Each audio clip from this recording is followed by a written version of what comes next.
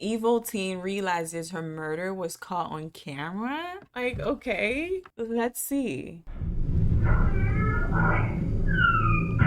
These are 40-year-old Ashley Smiley and her 14-year-old daughter, Carly Gregg. Home security cameras capture them arriving home from school. From the outside, everything appears normal. But what Ashley doesn't realize, her life is about to take a horrifying turn for the worse. Okay. I'm on edge right now just hearing that.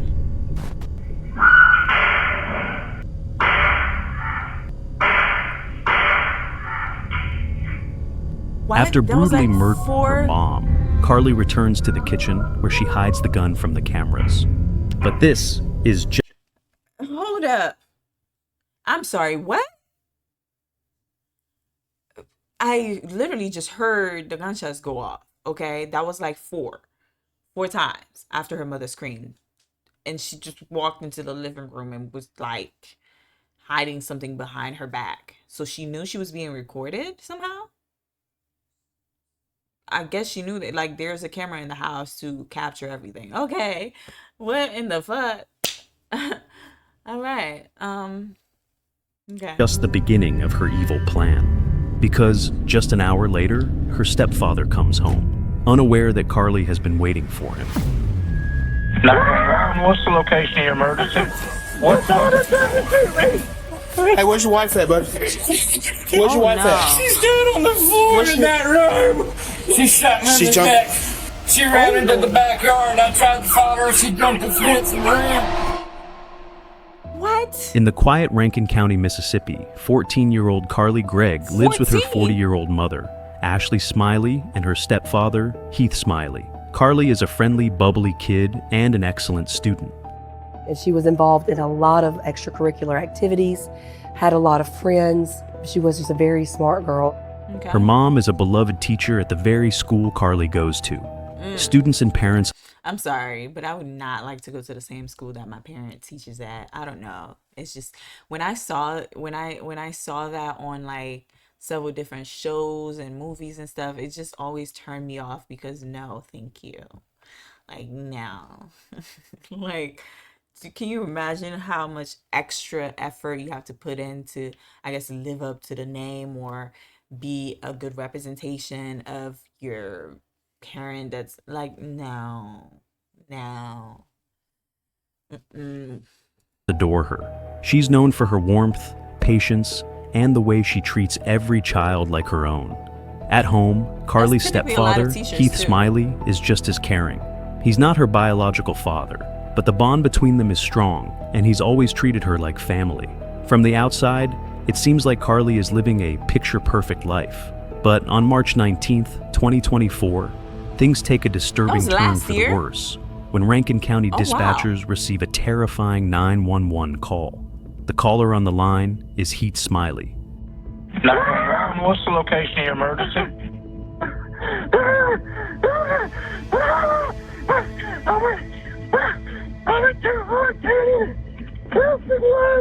That's so scary. What's your daughter? That must be so scary. Your own child to try to unalive you. Excuse me? What triggered you? What happened? Like, what is going on, you guys? And this brings up the issue that I've had on several occasions with people having guns in the house and having children in the house. Like, I feel like there's no reason as to why your child should have easy access to a weapon that you have in the house that's specifically a gun. Like, I don't know. This country is so lenient on guns and gun control. It's so crazy. Like, can we please do something about it? Can we please do something about it? Tried to shoot you? Yeah! She ran over shooting at me! What's her name? Carly Gregg. Carly Gregg? Does she still have a gun on her? I took it from her. She ran. You took it from her and she ran? Yes, sir. She was screaming something at me I couldn't understand. I locked the door. She's outside. I don't know what's going on. How old is she? 14. Oh my God, she's killing her mom. She what?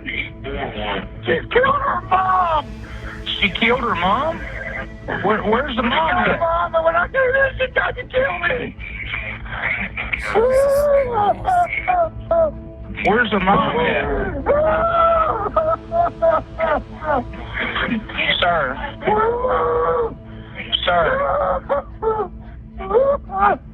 Sir. There is nothing that's more painful to hear.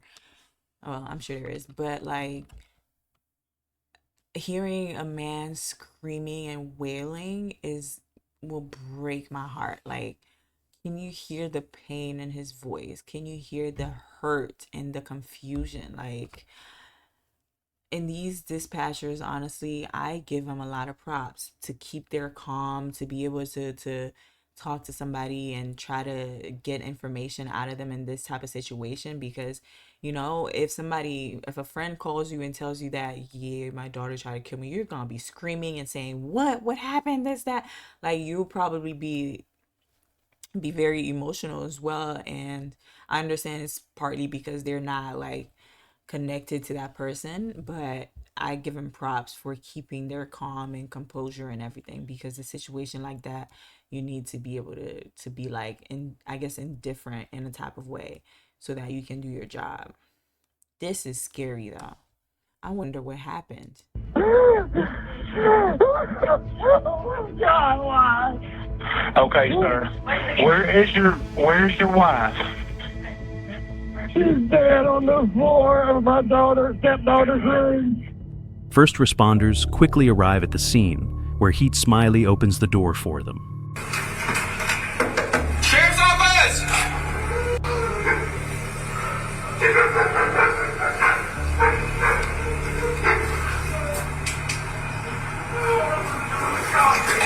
Sheriff's office!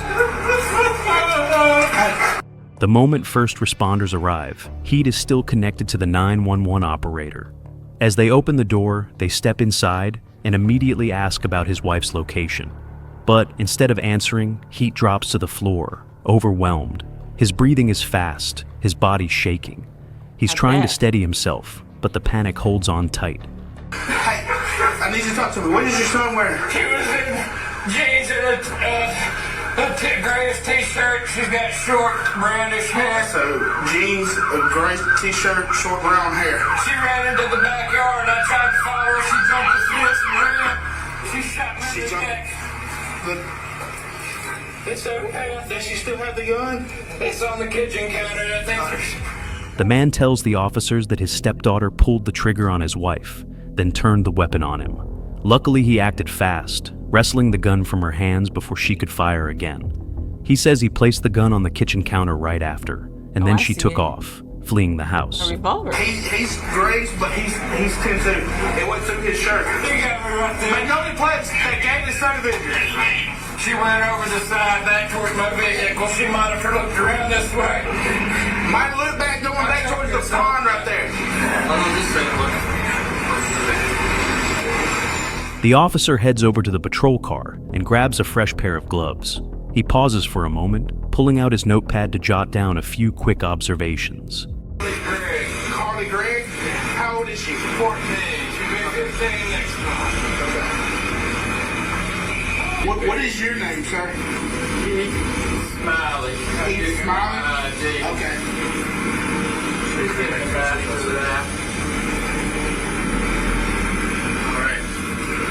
As soon as the forensic experts get to the scene, an officer joins them and steps into the house to begin a fast-paced search through the area where the crime took place.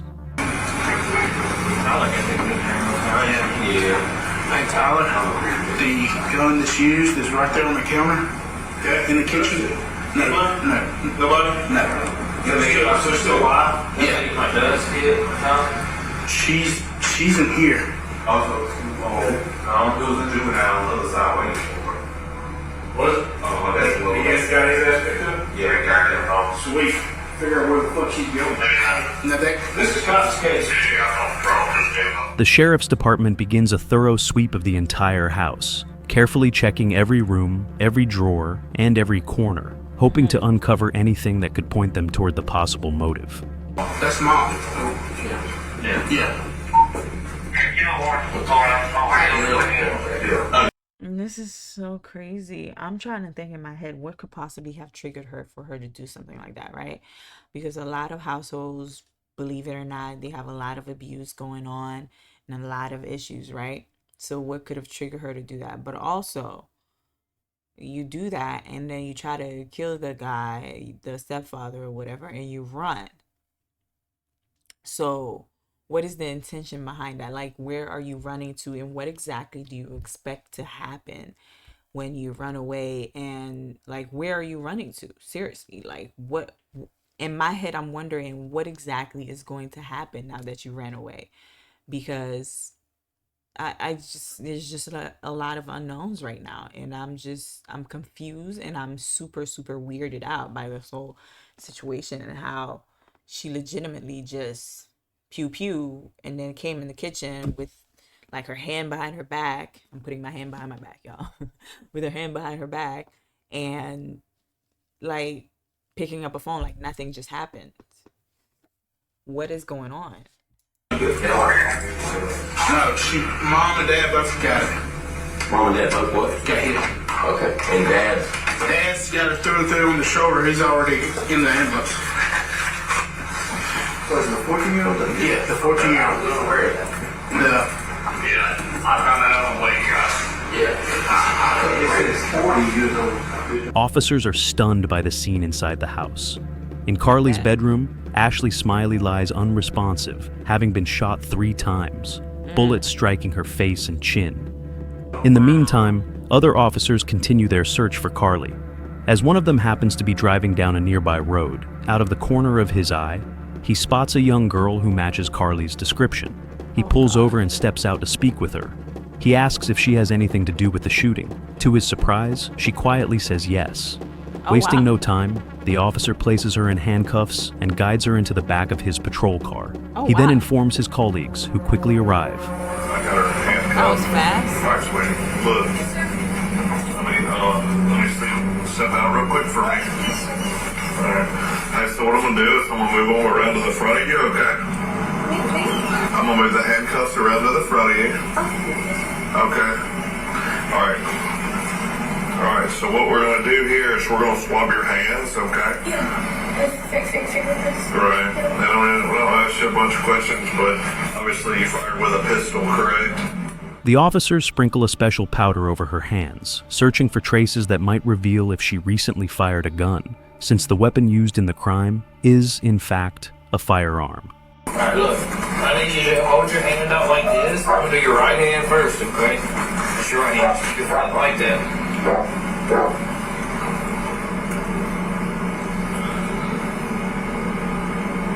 She does not look phased. Swab up here. What is this? It's a GSR. It shows which hand did you shoot with. Okay. As the officers carry out their test, the girl nervously glances at them and asks about her stepdad. But the officers stay silent, unable to give her the answer she's hoping for. Alright, now so go ahead and Alright. Is my stepdad okay? I don't know, baby. I can't talk to you about this. Are you okay? Yeah, I'm fine. She looks perfectly fine. It's crazy. What She's then brought over to the police station, where she will be further questioned. The investigation kicks off as detectives begin combing through the crime scene. Right away, they notice something important. What? Several home security cameras are set up throughout the property. Yeah. These cameras become their key to unlocking the truth. By going through the footage, they can see the full story unfold, almost like watching a live show. They scroll back to earlier in the day, the moment Carly and her mom, Ashley, returned from school. On camera, nothing seems out of the ordinary. The two walk inside calmly, and there's no sign of any argument. Ashley heads straight into the kitchen and then makes her way down the hall toward Carly's bedroom. Carly follows her for a second, checking on her mom, but then turns and steps into the backyard with her dogs. A few minutes later, Ashley returns to the kitchen and glances out the window. There, she sees Carly outside, happily playing with her pets. Everything looks peaceful, but the calm is only on the surface. And then Carly comes back into the house, and if you can see from the security camera footage, Carly is walking very slowly, and she kind of turns in the direction of where we're told her bedroom is, where her mother is. Carly silently walks down the hallway, heading straight for Ashley and Heath's bedroom. Once inside, she reaches over to her mother's side of the bed and carefully picks up a loaded firearm nearby. Surveillance footage soon captures her returning down the hallway, this time with the weapon tucked behind her back, hidden from sight. As she passes through the kitchen, she pauses for a moment, scanning the room to make sure her mother is not there. With steady steps, Carly then makes her way toward her own bedroom, where her mother is waiting, unaware of what's about to happen. Wow. This is crazy.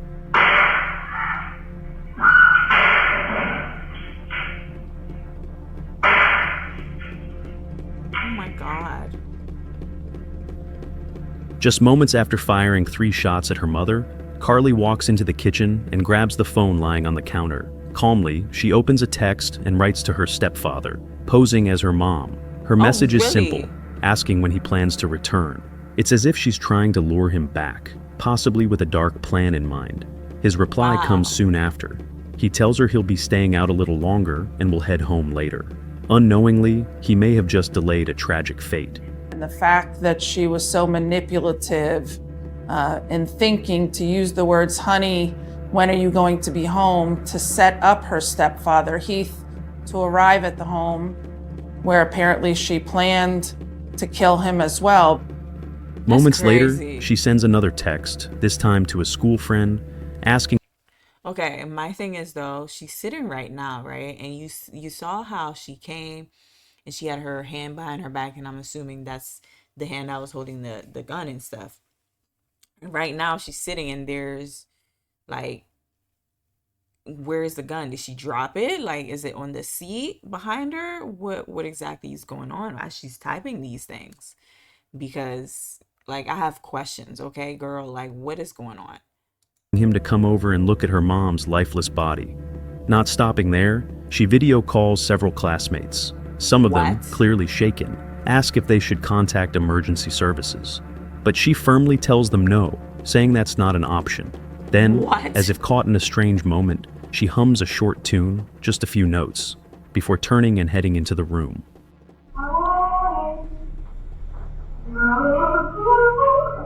Oh, she's After some time, a friend she had invited finally arrives at the house. Carly acts a bit strange. It's like she's excited. No one really knows why, but it seems she wants to prove something. Maybe to impress, maybe to brag. She told her friend, she said, I put 3 in my mom. I've got 3 more for my stepdad. He's on his way home now. What? And so she told her friend to go out and hide in the backyard until her stepdad got home and she could finish the job with him. Just 1 hour later, her stepfather walks through the door after a long day at work, completely unaware of the nightmare waiting for him inside. I am so confused. Like, what are you bragging about this for? I don't get it. That is so sinister. Like, you're bragging to your friend about killing your mom, and he steps out of the car and heads toward the front door, unaware of what's waiting inside. Meanwhile, Carly stands just behind the curtains, watching his every move. As soon as he walks through the doorway, Carly suddenly raises a weapon and tries to fire at him.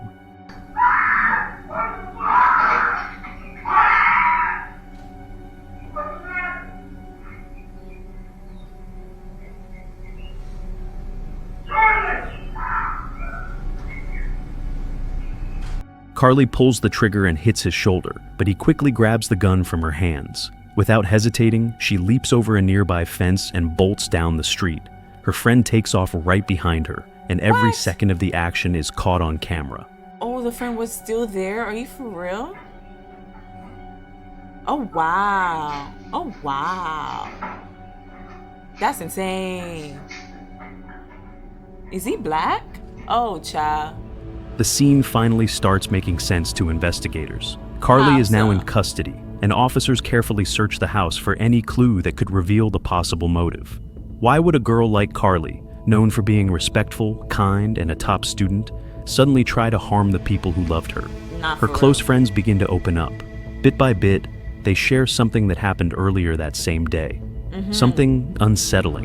The What? detectives realize there might be more beneath the surface than anyone expected. always And what they is. uncover begins to shift the entire investigation in a chilling new direction. According to those close to her, Ashley discovered that her daughter Carly has been secretly vaping and using marijuana on a regular basis. Surprisingly, Ashley didn't lash out in anger. She simply felt deeply let down. Some believe that Carly might have acted out after catching her mother going through her belongings, but that alone doesn't explain everything that follows. Not at all. Detectives also discover a letter Carly wrote the year before. When read I think I had a psychotic break earlier. The whole ordeal was quite silly. I actually spoke with one of the voices in my head. Well, I didn't hear them until earlier today, but I only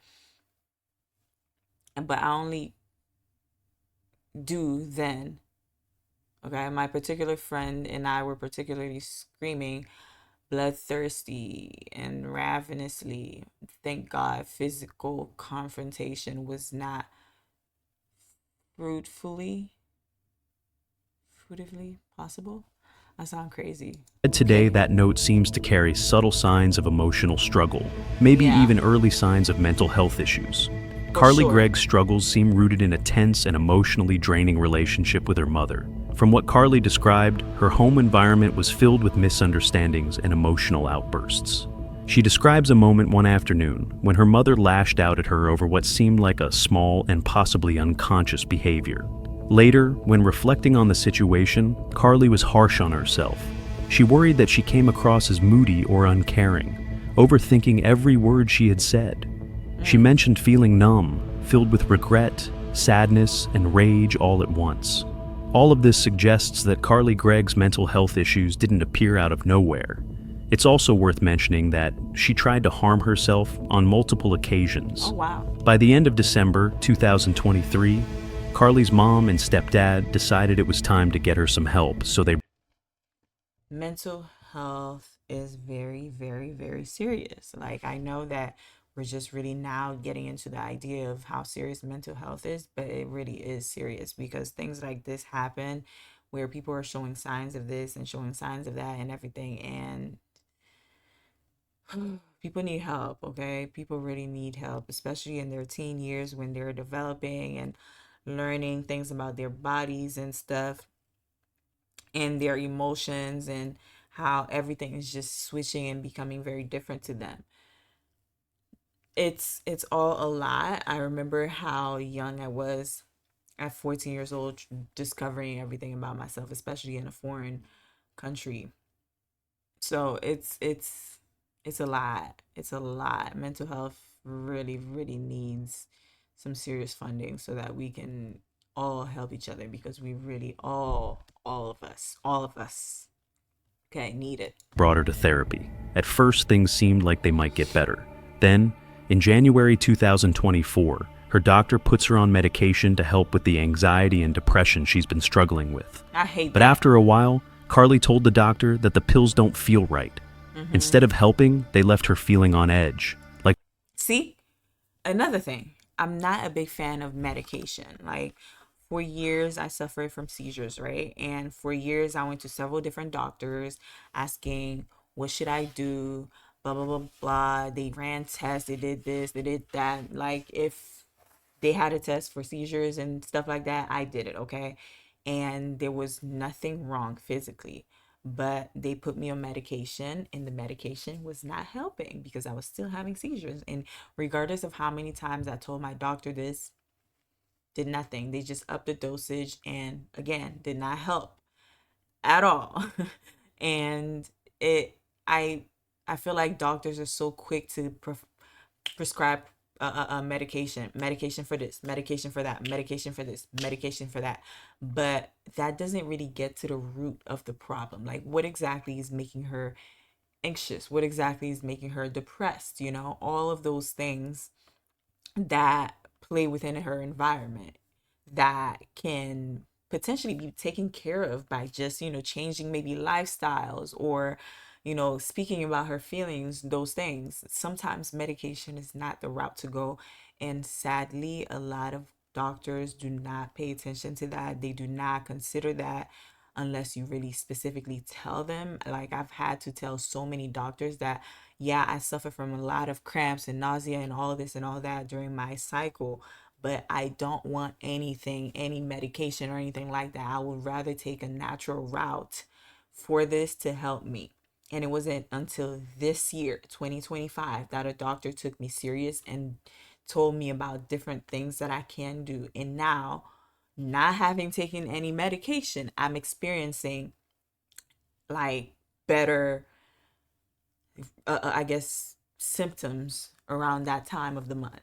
Like, I am healthy, I am able to do things, I'm not laying in bed all day, I'm not experiencing those things that I typically experience, because I had one doctor who actually listened to me and said, you know what, you want to go the natural route, here's how to do it.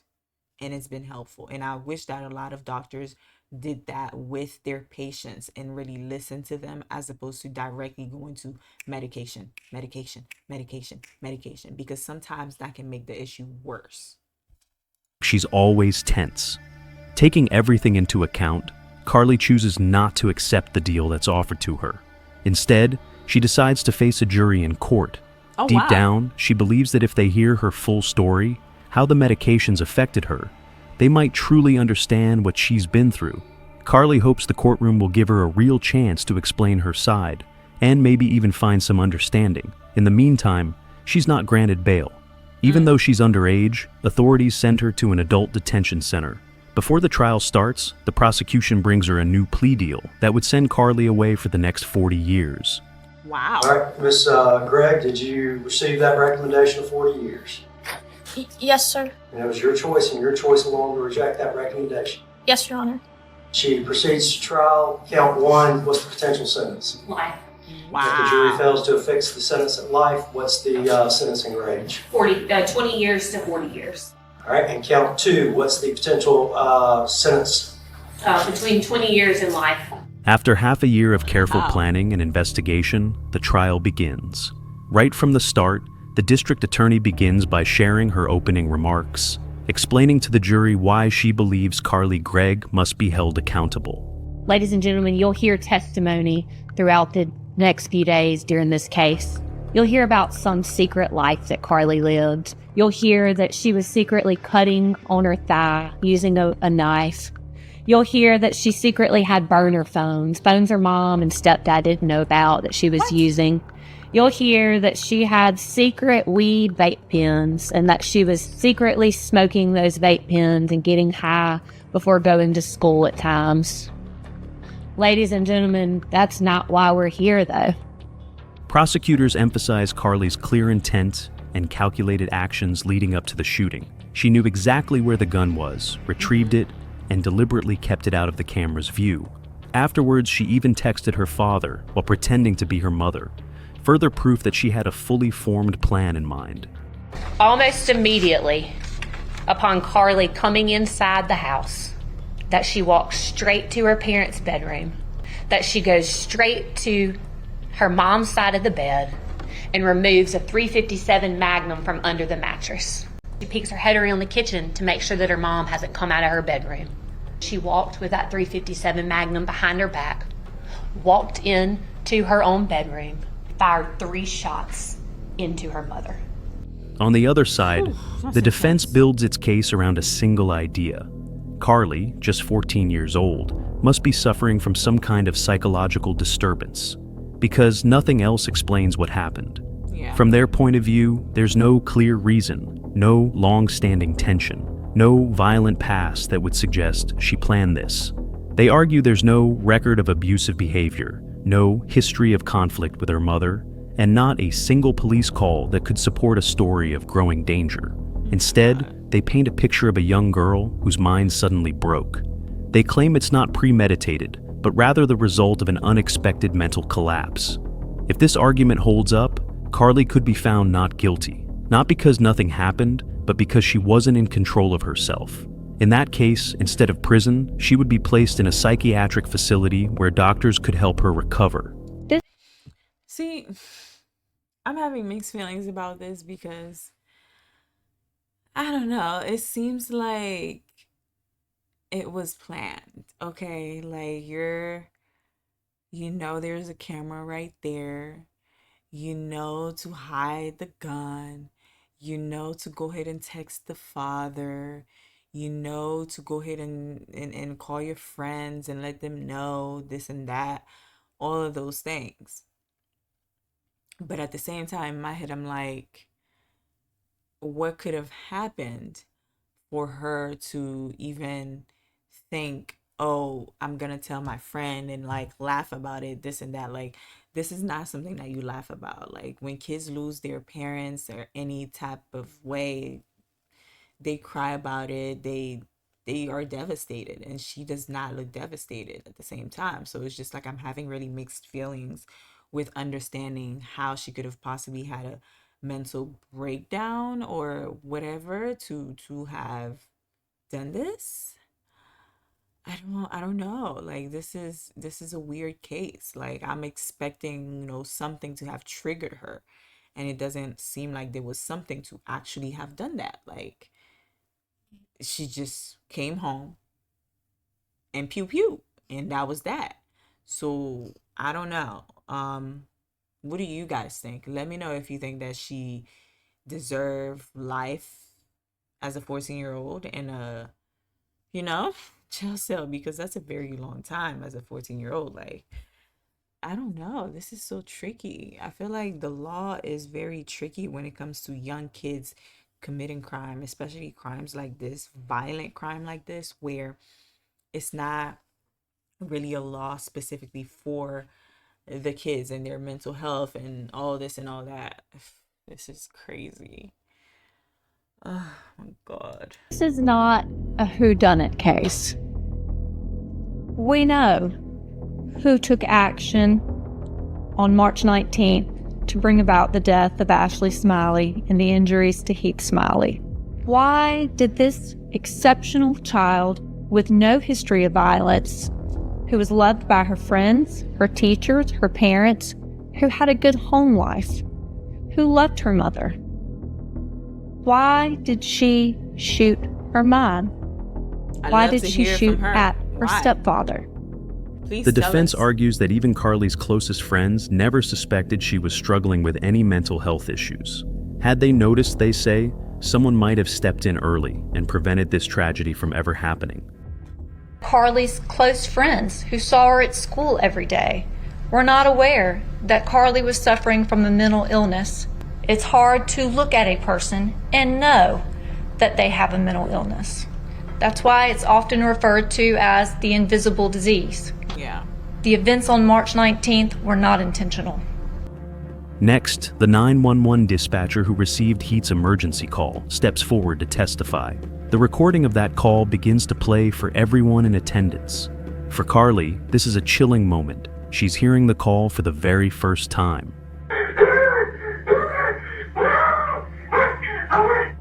What's your wife at? What's in that room?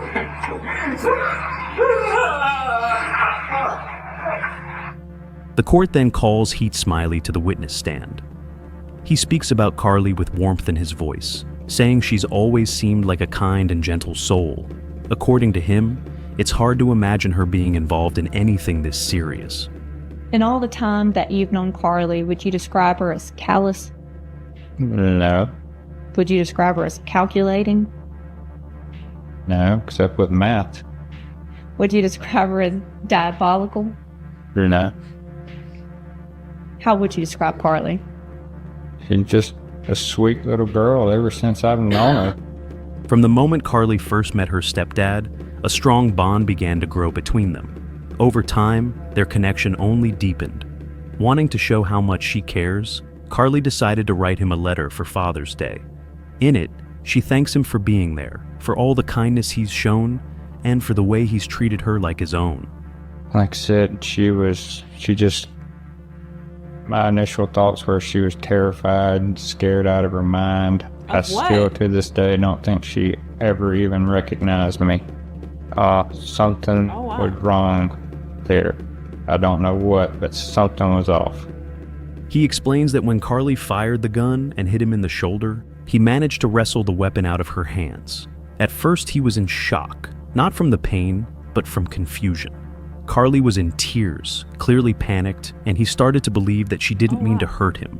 In his mind, there must have been someone else in the house, someone who scared her into doing this. With the gun in his hands, he began searching room to room, convinced that an intruder was still lurking somewhere nearby. Following this, he recalls a troubling incident when Carly brought a knife to school, an act that led to her temporary transfer to another school. Both he and Ashley were aware that Carly had been self-harming, and they sought help by taking her to a therapist. And you don't have any personal knowledge about any medication that was prescribed? She had been taking one a day. Ashley would have her go get it and make sure she was taking the whatever it was, one a day or whatever. She kept an eye on that. Right after Heath Smiley finishes his statement, Carly's former psychiatrist steps up to the stand. He's been brought in to explain Carly's mental state, and what he reveals could change everything. Was there a period of time in which Carly's mental health issues began to be more significant? Yes. Can you tell us about that? So beginning from around the age of 9 or so, what Carly reported was that she began to feel depressed, that the auditory hallucinations, meaning that she was hearing voices, that those continued, that these experiences of feeling like the world wasn't real continued. The defense team turns attention to Carly's troubled mind, a key part of the defense's argument. According to a psychiatrist, Carly may have been struggling with serious mental health challenges for a long time. These issues, the expert explains, could be rooted in heartbreaking moments from her past, like the painful loss of her little sibling and the emotional impact of her parents' divorce. The defense leans heavily on this explanation, hoping the court will understand just how deeply Carly's past may have affected her actions. And as I understand it, she'd been cutting herself for about 2 years, so starting around the age of 12, that she would, on a fairly regular basis, make superficial cuts on her thighs as a way to help manage her anxiety and distress. So writing on March 12th, Tuesday, she writes, "I think I had a psychotic break earlier. The whole ordeal was quite silly. I actually spoke with one of the voices in my head."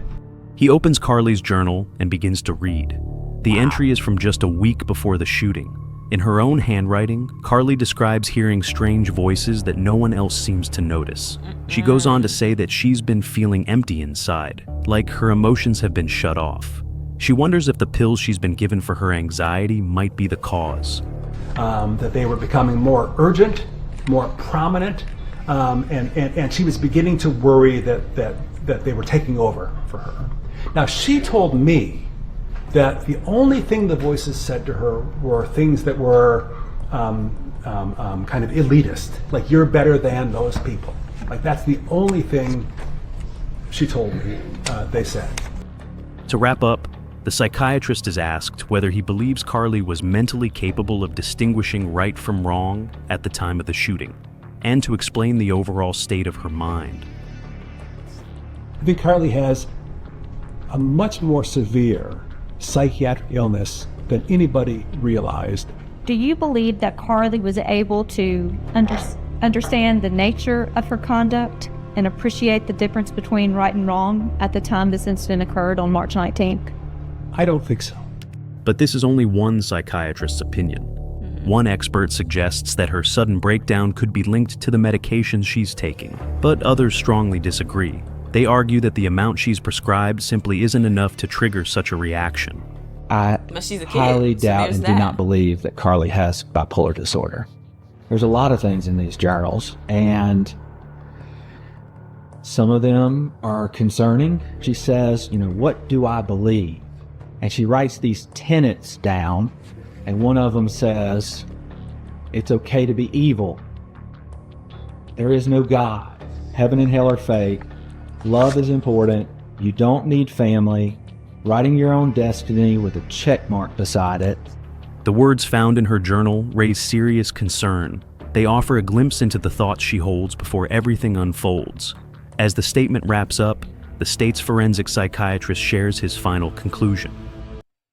Y'all, I think it's super important to note that you never know what's going on through somebody's brain, regardless of whether they're a psychiatrist, they're a therapist, their mother, their father, their boyfriend, their best friend. You never know what's really going on through somebody's brain, because a lot of times, a lot of us feel shame about our thoughts, and a lot of times when we have different opinions than the typical opinions of others, we kind of hide that or shy away from sharing that with others. So that's why a lot of people keep journals, they, keep diaries and stuff like that to express those feelings that they feel shameful about, which is what she's obviously doing. But I just wanted to point out that it's very, very important to note that you never really know somebody's brain other than that person. She knows what's going on through her head, and it's very hard when it comes to situations like this to determine like if somebody's insane or not, or if somebody's have like personality disorder or not, because once again, a lot of people, they don't tell their therapist everything. They don't tell the psychiatrist everything, because if you do, you might be, admitted and stuff. So it's really, really crazy. This whole case is really sad, really crazy, because she's just, I don't know what I believe. I believe that she believes that she's mentally ill. I don't know. There's a lot that's unknown.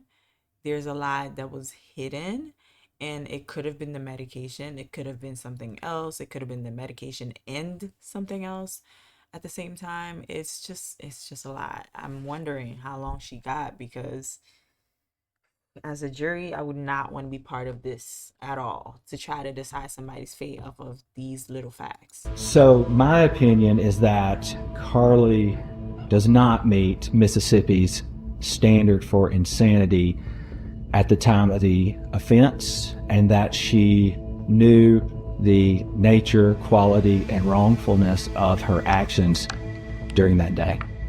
At last, the courtroom falls silent as the trial comes to an end.